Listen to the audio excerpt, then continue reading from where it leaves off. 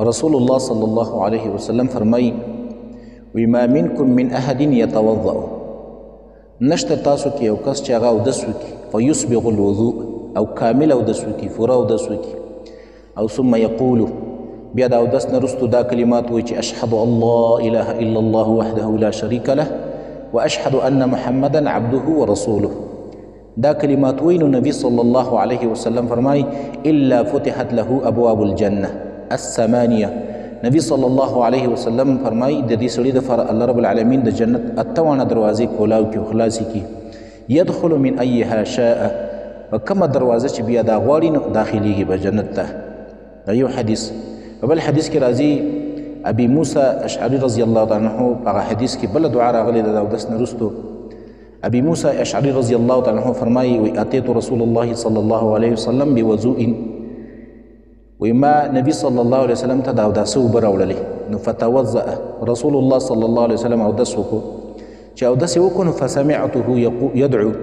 نبی صلی الله علیه وسلم ما واورېدل او دعا یې کوله یقول په دعا کې دا کلمات ویل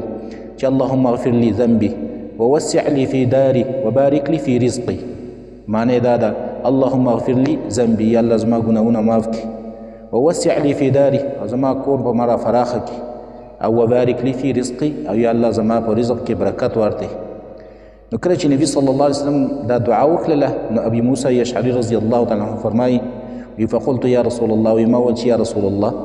سمعتك تدعو بكذا وكذا وستانه ما واورېدل چې دا فلانی فلانی دعا تا وکړله نو نبی صلی الله علیه وسلم یې راته وویل چې وهل ترکنا من شیء آیا موږ په دې دعا کې څه پرېښودل یعنې دا داسې جامع دعا ده چې په دې کې موږ هر څه د دنیا او د آخرت ټول خیرونه پکې راجمع کړل د انسان چې ګناه معاف شي او کور یې فراخه شي او رزق کې برکت پیدا شي د ده نور څه کم دي یعنې هېڅ په دې دعا کې پاتې نه شو اثر د دنیا خیرونه او برکتونه چې دي هغه په دې دعا کې راجمع شو نو د اودس نه وروستو دغه دعا هم کولی شي اللهم اغفر لي ذنبي ووسع لي في داري او وبارك لي في رزقي درېیمه دعا هم راغلې ده حدیث کې ابي سعید خدري رضی الله تعالی عنه فرمایي ومن توضأ نبی صلی الله علیه وسلم فرمایي من توضأ څوک چې اودس وکړي او فقال بیا دا کلمات وایي چې سبحانك اللهم وبحمدك اشهد ان لا اله الا انت استغفرك واتوب اليك دا کلمات د اودس نه وروسته څوک وایي نو نبی صلی الله علیه وسلم فرمایلی دي کتب فی رق دا کلمات په یو کاغذ په یو پاڼه باندې ولیکلی شي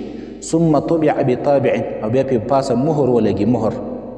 او فلم يكسر الى يوم القيامه بیا به دا چرته ختم نشي دا به چرته باطل نشي دې اجر به بالکل محفوظ پاتې شي تر قیامته پورې دغه کلمات هم راغلي دي سبحانك اللهم وبحمدك اشهد ان لا اله الا انت استغفرك واتوب اليك دا درې اذکار نور اذکار هم راغلي دي نورې دعاګانې هم د اودس نه وروستو راغلي خو دا درې پکې ډېرې بهترین